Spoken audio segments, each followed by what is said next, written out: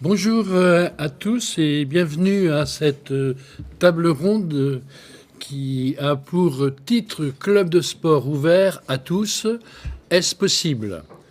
C'est un enjeu extrêmement important et c'est pour ça que au sein du CNCPH, il y a une commission culture, médias, sport et qui s'est donné pour but d'accompagner les pouvoirs publics pour permettre aux personnes en situation de handicap de s'exprimer et de co-construire ensemble pour avoir une énergie, des dynamismes du terrain. Et ça, grâce aux experts et au savoir expérimenter des personnes. Et c'est pour ça que la table ronde est composée d'experts et de Sébastien Claillez,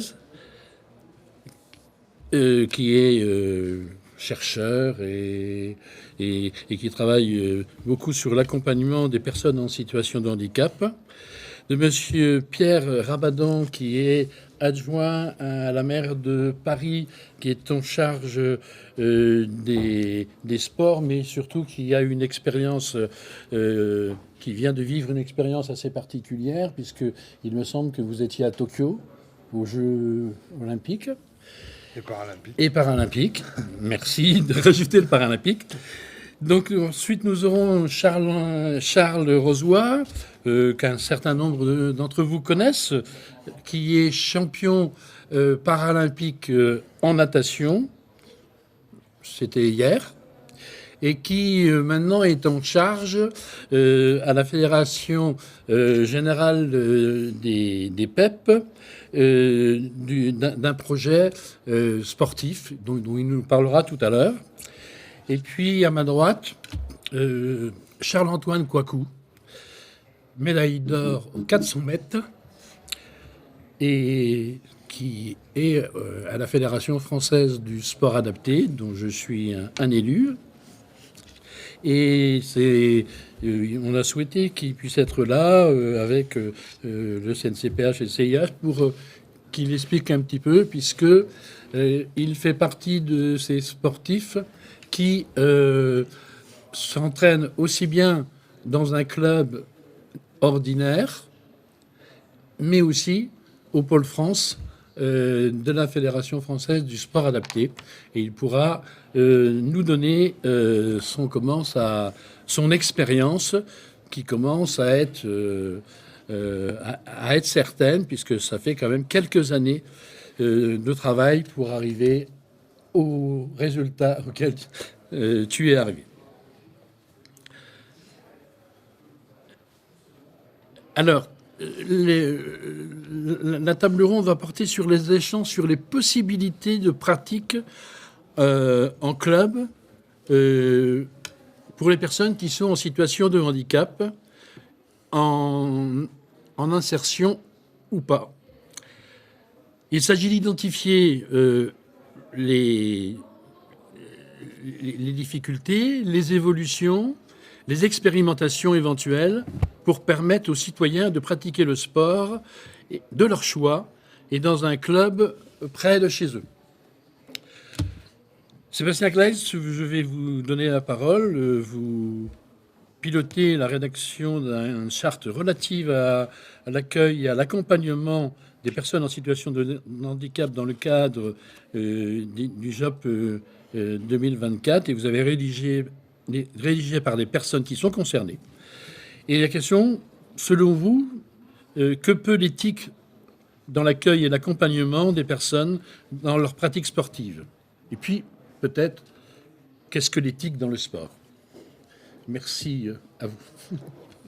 Merci beaucoup de m'accueillir dans votre table ronde. Voilà, je suis très heureux d'intervenir parmi vous, parmi des médaillés paralympiques. Voilà, moi je me sens petit et modeste par rapport à vous en introduction.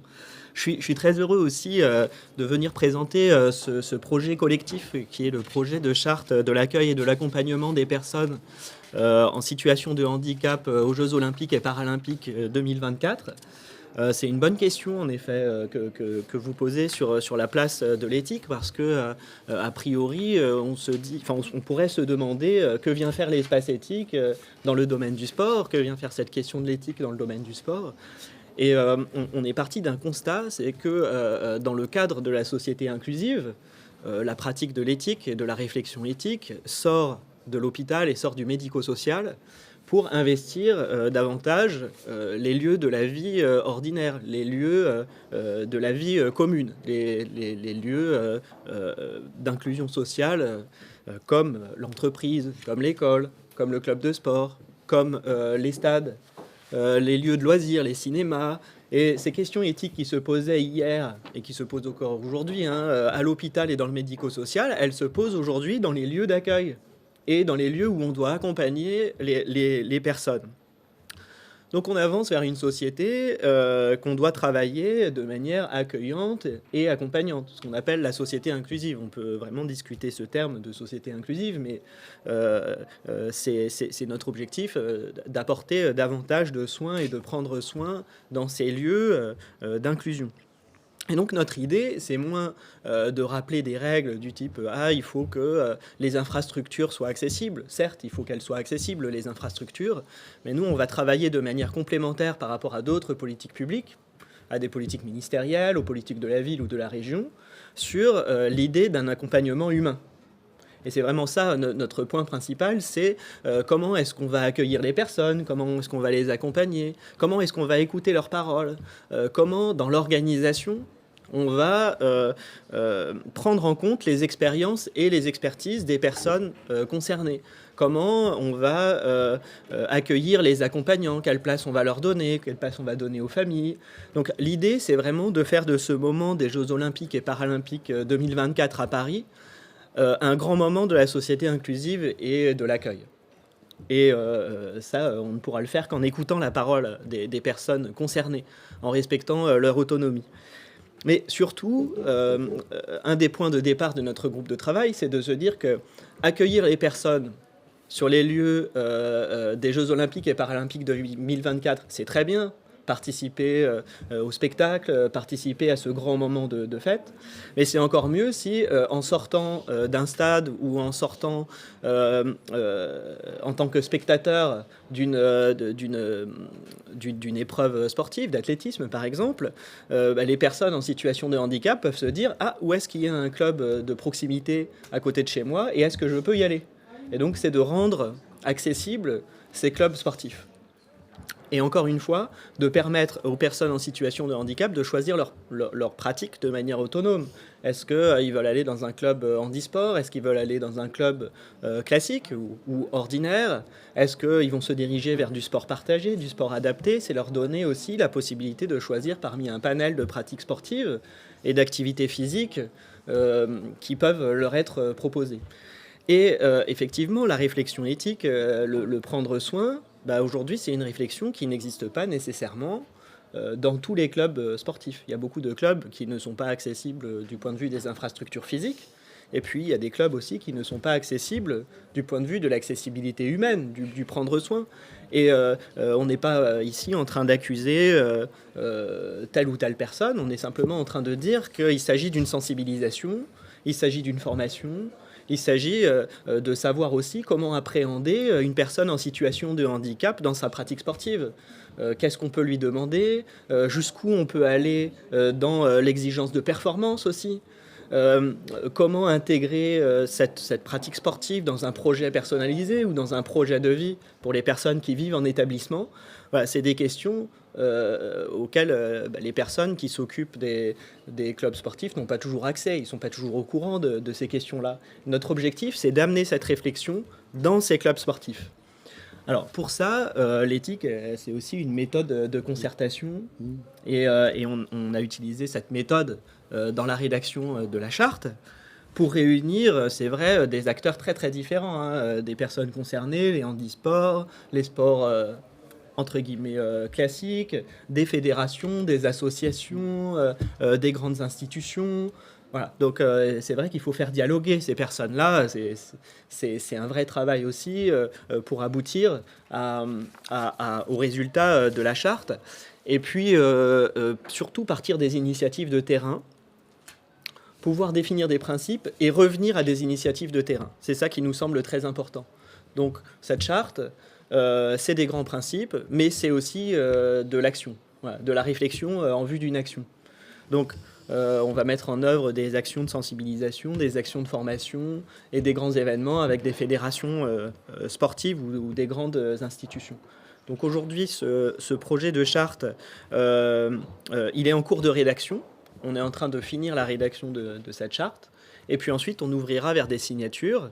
Mais on est aujourd'hui très ouvert à la participation de tous dans cette charte. Donc voilà, si vous voulez prendre contact avec nous, en tout cas, la porte est grande ouverte pour participer à la rédaction et à la mise en œuvre de cette charte, qui est encore une fois complémentaire par rapport à d'autres politiques publiques. Je vous remercie. Merci à vous, Sébastien. C'est vrai que c'est très important et on reviendra un peu tout à l'heure sur l'accompagnement des personnes et un peu plus loin. Monsieur Rabadan, vous êtes maire adjoint à la mairie de Paris. Et il y a un certain nombre de choses qui sont faites à la mairie de Paris.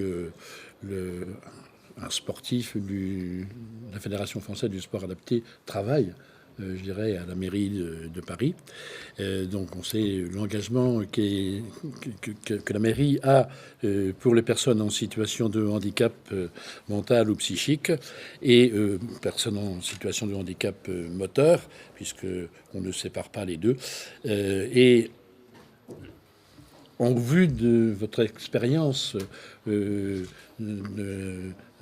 Jeux olympiques et paralympiques à Tokyo, vous qui êtes en charge des clubs sportifs sur la ville de Paris, qu'est-ce que vous faites et vous allez faire pour essayer à ce que ce titre, un club ouvert à tous, devienne ne soit pas un concept, mais devienne une réalité.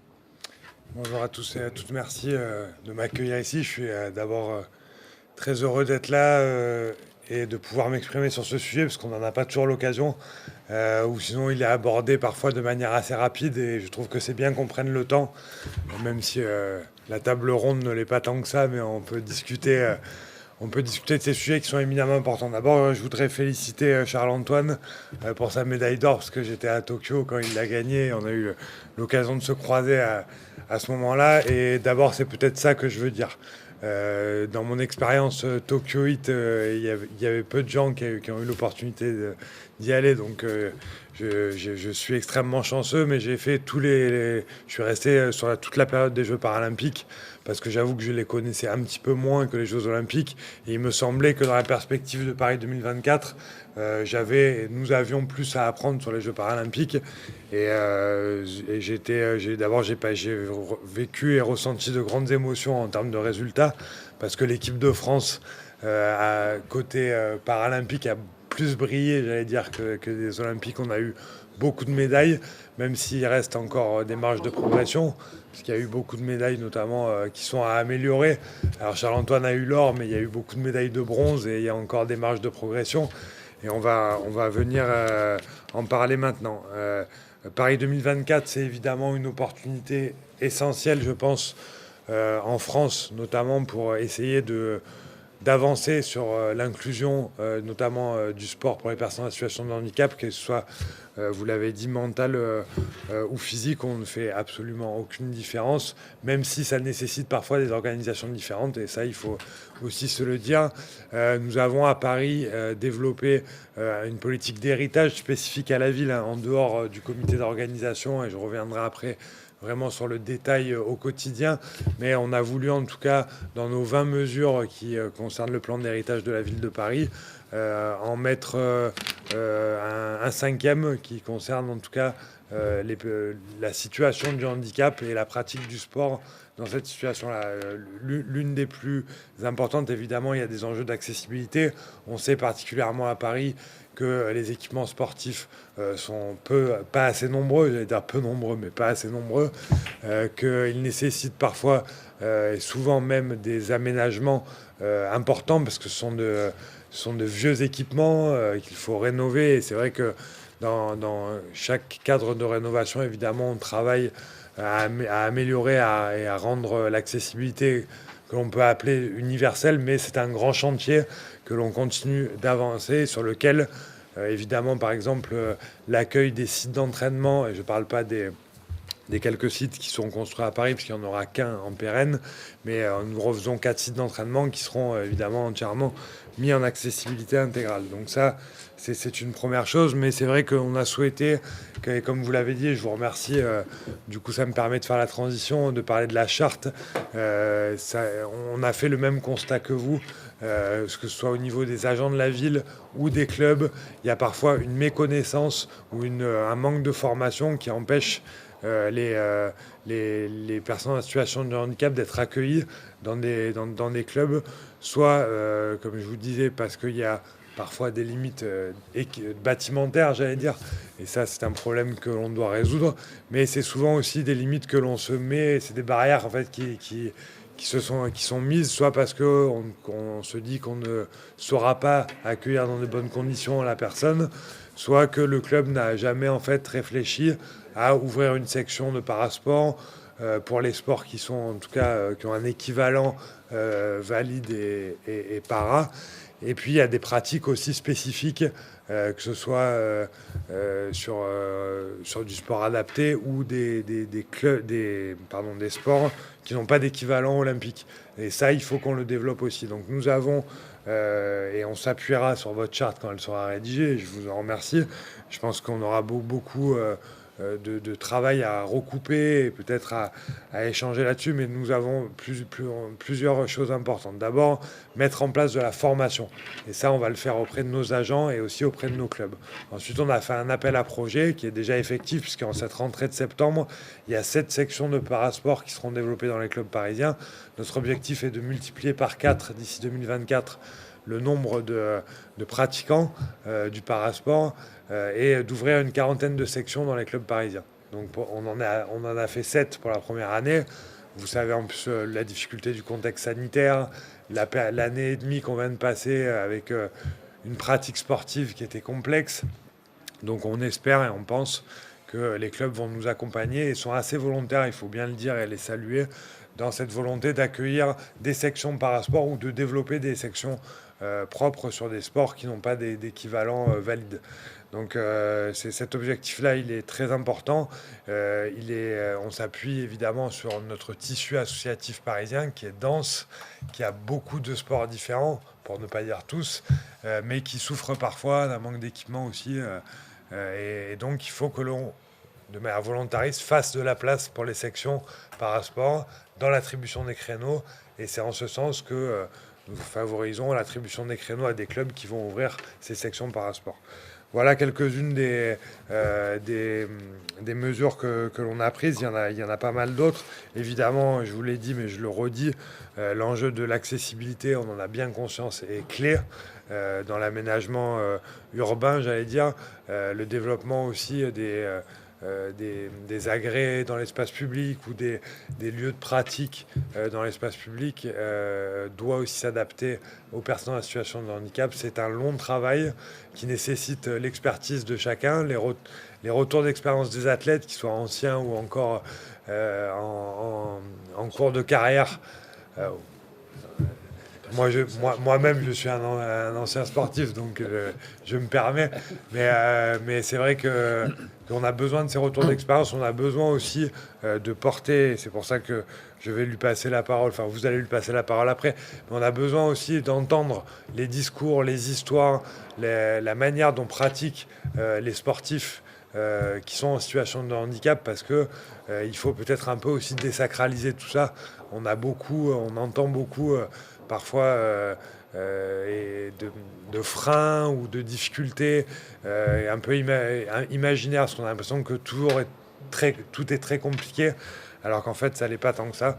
Donc voilà, on a besoin de vous entendre, vous aussi, les gens les sportifs qui ont vécu ça, de nous aider dans la mise en place de ces politiques publiques et de se servir vraiment de la période qui s'ouvre à nous, là, dans les 3 ans qui arrivent, et bien sûr après 2024, parce que d'abord pour réussir les Jeux paralympiques, et je veux le dire, c'est un enjeu évidemment très important, alors en termes de résultats, de médailles bien sûr, mais aussi en termes d'ampleur de l'événement. Les Jeux Olympiques, ce sera une chose, mais pour moi, je le dis souvent, la réussite et le jugement des Jeux de Paris, ils se feront aussi sur la réussite des Jeux paralympiques. Donc voilà, tout ça fait que on a beaucoup d'ambition, et j'en terminerai par là. Peut-être que certains d'entre vous vont en parler. Le comité paralympique, le CPSF aussi, a mis un dispositif en place qui s'appelle La Relève, qui est extrêmement pertinent, qui va chercher des personnes en situation de handicap qui ne font pas de sport dans leur quotidien et qui va les orienter vers la pratique, pour certains vers le très haut niveau, peut-être pas tous, mais voilà, c'est très pertinent, et ça peut aussi aider dans un parcours de vie. D'ailleurs, qu'on soit en situation de handicap ou pas, le sport est souvent un vecteur de développement. Donc voilà, je suis très enthousiaste sur le sujet. J'ai franchement... Et nous sommes tous enthousiastes Voilà. sur le sujet, et tant mieux, c'est ce qui peut pas faire un peu avancer les choses. Et la ville de Paris sera vraiment au rendez-vous dans le cadre des Jeux, mais au-delà, dans la transformation aussi de ces équipements pour accompagner le développement du parasport. Alors, merci, monsieur le maire, Pierre, de cette présentation de vos actions. Vous avez parlé d'accessibilité.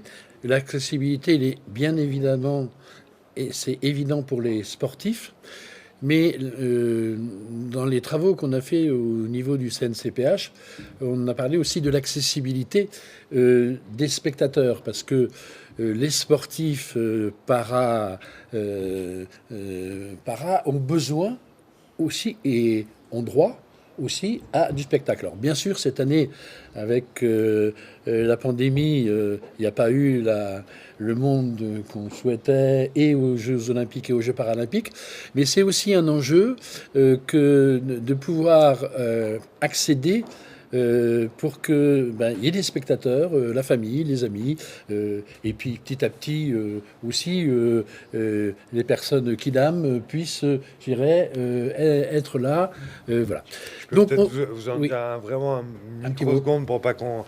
vous avez absolument raison, c'est un enjeu très fort. On voit que les Jeux paralympiques, sur les dernières éditions, drainent de plus en plus de spectateurs, et à part à Tokyo, voilà, on aura aussi cet enjeu à Paris. Et évidemment, c'est dans la transition entre les Jeux Olympiques et les Jeux Paralympiques, encore une clé. Souvent, les gens ne comprennent pas pourquoi on sépare les deux, voilà, et pourquoi il y a 15 jours entre les deux. Voilà, l'amélioration de l'accessibilité. Évidemment, tous les sites olympiques sont accessibles, mais les sites paralympiques doivent être encore mieux adaptés pour accueillir non seulement les athlètes, mais aussi les spectateurs en situation de handicap. Et c'est là-dessus sur lesquels on travaille, notamment le concept de Paris, qui est très centré et qui sort un peu des stades, donc qui amène d'autres enjeux, mais on a ça en tête. Eh bien, écoutez, merci. Enfin, c'est vrai que ces jeux ont permis un certain nombre de choses, et puis d'expliquer. Et puis, je crois qu'on n'a pas loin de nous un consultant d'une chaîne de télévision qui a bien expliqué avec sa collègue le pourquoi de ces fameux 15 jours entre les Jeux Olympiques et les Jeux Paralympiques, et aussi que ce n'est pas la même organisation qui s'occupe des Jeux Olympiques et des Jeux Paralympiques. Donc, belle transition pour, je dirais, passer la parole à Charles Rozoy, donc, qui est un champion olympique, natation. Je crois même qu'il a écrit un livre... comment comment ne pas nager en rond avec un seul bras. C'est presque ça. C'est comment j'ai réussi à nager le papillon avec un seul bras sans tourner en rond. Voilà. Oui. Mon humour légendaire, vous connaissez. Voilà, tout à fait, oui. Et qu'on apprécie. Et donc,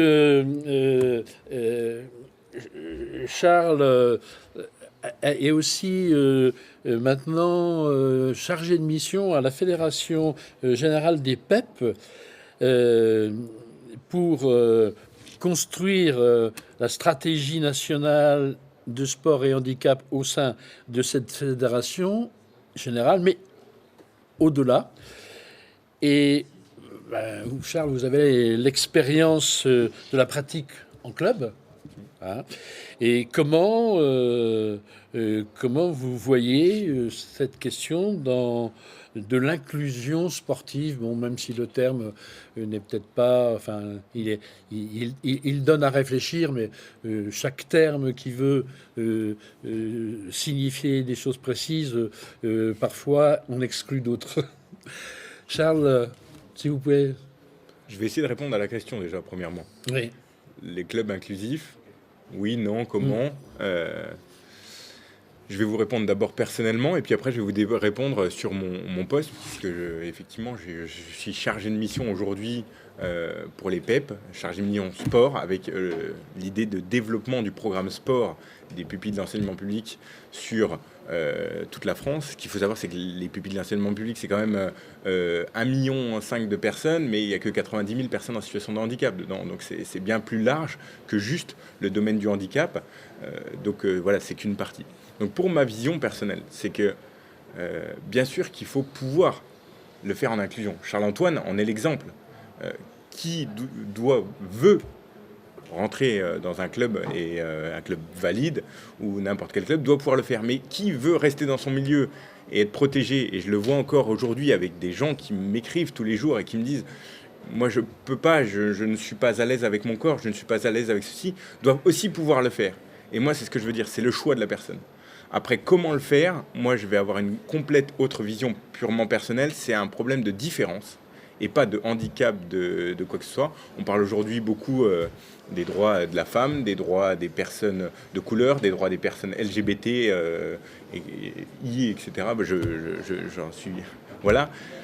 L'important, c'est le problème de la différence, comment on traite la différence. Et je pense qu'en France, on a un vrai problème avec le traitement de la différence. Est-ce que vous avez déjà vu en France, je donne toujours cet exemple, un banquier punk? Non, parce qu'on n'arrive pas à se dire qu'on fait confiance à quelqu'un pour garder notre argent s'il est punk. Moi, j'en ai rien à faire qu'il soit punk du moment qu'il sait garder mon argent et qu'il sait le faire courir. Voilà, c'est un petit peu le problème que je veux remettre, c'est qu'aujourd'hui, c'est un problème avec la différence et pas un problème sur le handicap, sur autre chose. Et c'est comment on va pouvoir traiter la différence et comment, dès le plus jeune âge, on va pouvoir apprendre qu'on est tous différents et que c'est très bien et que cette différence nous rend plus forts et que c'est ça qui va nous permettre d'aller plus loin. Et si on arrive à faire passer ça, le handicap et tout le reste passera très vite et on pourra avoir tout le monde qui est ensemble. Bon, maintenant, c'est mon utopie, mais il reste beaucoup de travail. Après, pour ce qui est de la Fédération Générale des PEP, donc j'ai aussi été effectivement collaborateur de la ministre en charge de la stratégie nationale du sport handicap. Donc j'ai pu avoir une vision assez large sur le sport handicap. J'ai eu beaucoup de chance d'arriver dans une fédération où finalement on avait une vision assez proche de ce qu'on voulait faire sur le sport et sur l'accès au sport pour tous et à tous. C'est-à-dire que la Fédération Générale des PEP a une vraie vision de dire l'inclusion au maximum tant que les personnes le veulent. C'est-à-dire qu'on va faire de l'inclusion tant qu'on peut. Maintenant, si les personnes ne veulent pas aller vers ce système-là pour l'instant ou n'y sont pas prêts, on ne va pas forcer l'inclusion. Donc je me retrouve avec des personnes qui ont envie de faire partager la passion du sport, qui se disent que le sport est un vrai vecteur de cohésion sociale, d'échange, le sport pour tous et que tout le monde puisse le pratiquer. C'est vraiment et tous ensemble.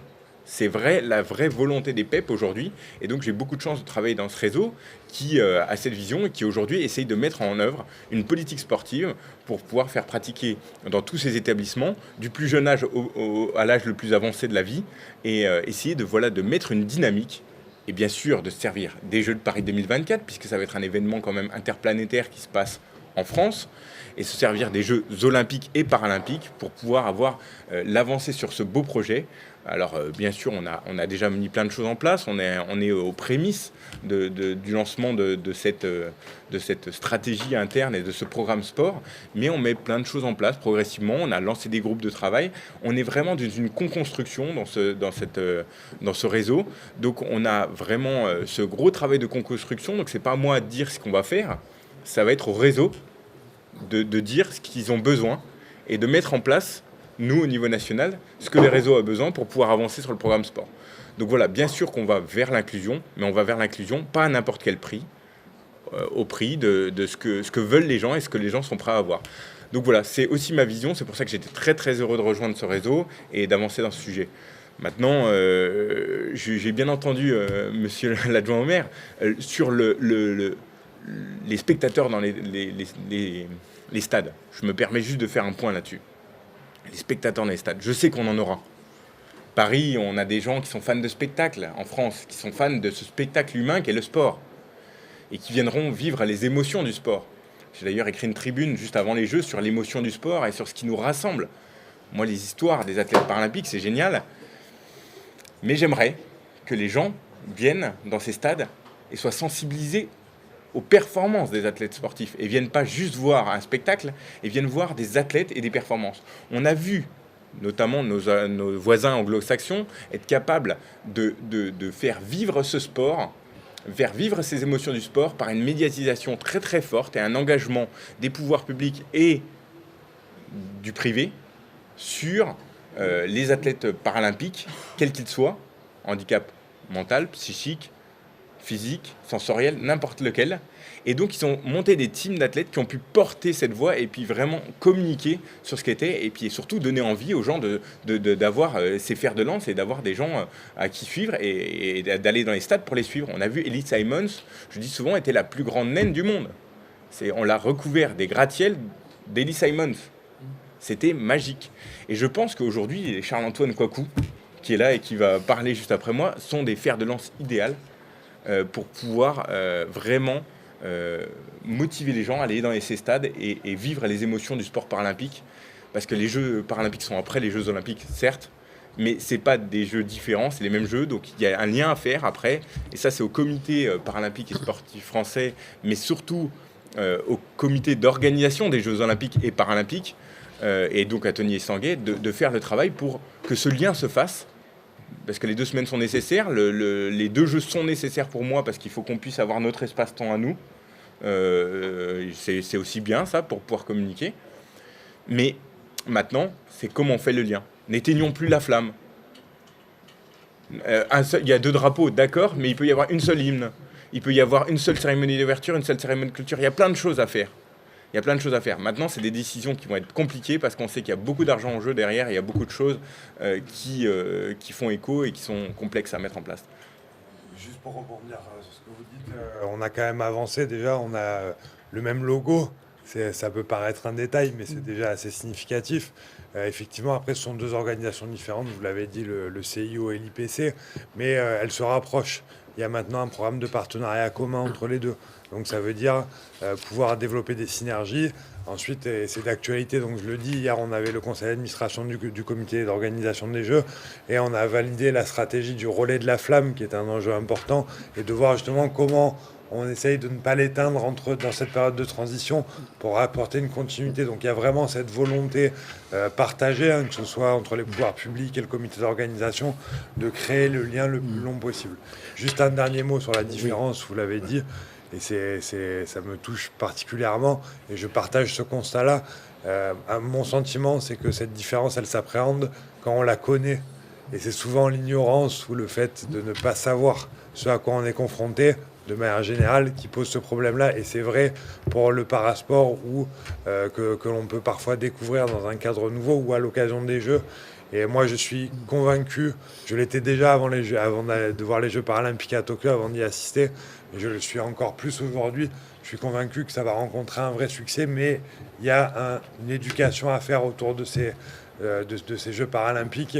On a encore 3 ans pour le faire, il faudra être prêt le jour J, mais on ne le fera pas si on s'y met 2 semaines avant. Donc voilà. C'est sûr que c'est quelque chose de très important, mais... Je finis un dernier mot, après j'arrête. Il ne faut pas oublier que les Jeux olympiques, c'est Pierre de Coubertin. Aujourd'hui, on a Tony Estanguet qui est notre futur Pierre de Coubertin, j'espère. Mais à lui de porter quelque chose de nouveau, quelque chose qui rénove tout. Je pense qu'aujourd'hui, des gens qui s'engagent peuvent être les futurs Pierre de Coubertin dans l'histoire. J'enjoins aujourd'hui tout le comité à faire ce que d'autres n'ont pas réussi à faire et aller loin. Je sais que c'est dur. Je sais qu'ils se heurtent. Si, c'est dur. Il y a le CIO, l'IPC, je les connais aussi. Je sais que chacun a son précaré, mais je sais qu'on peut faire quelque chose et on peut faire changer les mentalités françaises grâce à ça. Donc c'est vraiment très très important que ça se passe bien et qu'on ose casser les symboles et vraiment mettre des symboles en place qui soient communs. Et donc voilà, merci à tous ceux qui s'engagent et merci à tous pour vos témoignages parce que c'est ça qui fait avancer aussi. Voilà, merci Charles. Effectivement, c'est des choses importantes. Et je voudrais laisser maintenant la parole à Charles-Antoine, parce qu'il vit cette double entraînement, je dirais, dans un club valide et au sein de la Fédération française de sport adapté, qui, comme la Fédération handisport, sont quand même des fédérations spécifiques et tout ce qu'on est en train de parler est mis en place, puisque le but pour nos fédérations spécifiques, c'est bien de permettre à chacun, quel que soit son niveau, ses possibilités, de pouvoir pratiquer. Et oui, je laisse la parole à Charles-Antoine. Dis-nous un petit peu comme tu ressens tout ça. Déjà que j'ai commencé à sport adapté, d'abord j'ai fait un test pour venir en équipe de France. Et j'ai commencé mon compétition en 2017. Et après j'ai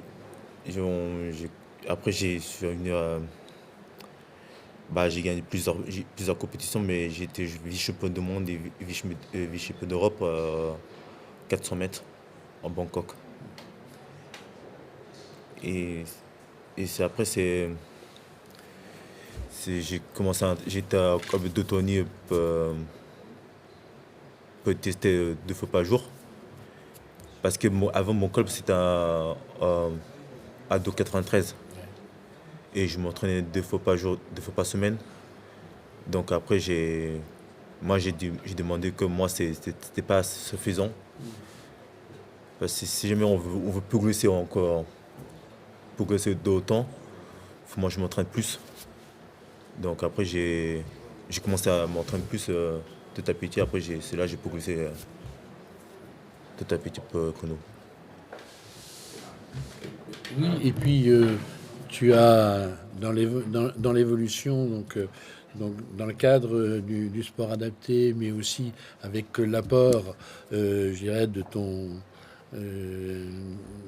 coach dans ton club, hein, donc Vincent, qui était avec toi. Vincent Clarico, qu'on ne présente plus, enfin au moins pour les anciens de mon âge, et ce travail, je dirais, en commun qui est fait, parce que là, il y a besoin de toutes les forces. Merci Charles-Antoine d'être là et qu'on puisse te dire... je dirais plus que nos félicitations, notre fierté, parce que tu as fait avancer, je suis ému, excusez-moi, je ne devrais pas en tant qu'animateur, mais tu as fait avancer et on sent maintenant que le sport différent, c'est peut-être une chose à apprendre et commence à être bien perçu.